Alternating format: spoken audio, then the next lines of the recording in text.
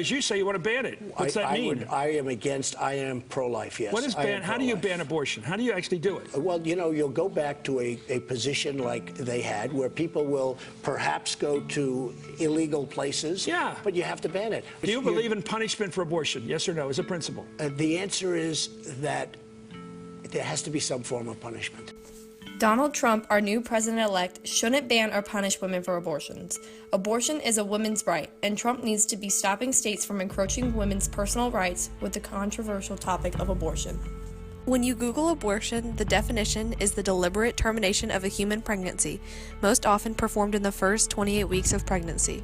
We're talking about fundamental rights. For example, Roe v. Wade, which the Supreme Court issued in 1973, established abortion as a right in this country. Well, the plaintiff was Jane Roe, which was a pseudonym for a woman who was pregnant who wanted an abortion. She lived in Texas, and under Texas law, one can only get an abortion if you can show that your life is in danger. Jane Roe's life was not in danger, so she was not allowed to get an abortion. She then sued, claiming that the Texas law was unconstitutional, and she sued the Attorney General of Texas, Wade, who defended the law. And until this case went before the court, the laws in the country were dictated by the states, primarily? They were, and they still are. But what this case was saying is that the Constitution, demands that states do certain things and forbids them from doing other things. In the opinion written by U.S. Supreme Court Justice Harry Blackmun, the court ruled that a woman had a right to an abortion during the first 2 trimesters of pregnancy. He cited the safety of the procedures and the basic rights of women to make their own decisions. Since this ruling, the states have regained much control. Serious restrictions have been placed on abortion services, and debate continues by federal and state lawmakers. These restrictions, mostly unnecessary, should not be happening since it has been clearly defined that abortion is legal. A great example of states trying to restrict women's abortion rights is in Texas, where most women must receive state-directed counseling that includes information designed to discourage her from having an abortion, and then wait 24 hours before the procedure is provided. A woman must undergo an ultrasound before obtaining an abortion. The provider must show and describe the image to the woman, and the parent of a minor must consent and be notified before an abortion is provided. Why did you take away the right to life from this group of Americans? We're talking about fundamental rights that a group of 9 people with a 5-4 majority can take from the American people. According to eMedicineHealth.com, worldwide, some 20 to 30 million illegal abortions are performed each year, with another 10 to 20 million abortions performed illegally. Illegal abortions are unsafe and account for 13% of all deaths of women because of serious complications. Death from abortions is almost unknown in countries where abortion is legally available. According to WomenCenter.com, making abortion illegal or legal has no effect on the total number of abortions performed in the world. Making abortion legal dramatically reduces maternal morbidity and mortality.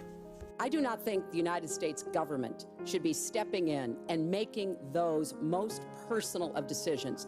So you can regulate if you are doing so with the life and the health of the mother taken into account. This interviewee asked to keep their name and identity private due to the nature of the subject. Are you pro-life or pro-choice? I am pro-choice. Why? Because unfortunately I got pregnant at 17 and I had to make a very difficult decision as to whether to keep the baby or give the baby up for adoption or to have an abortion. I wanted to be able to have all of those choices. I would not have wanted someone to make that choice for me, so I am pro-choice. What do you think will happen if this right gets taken away?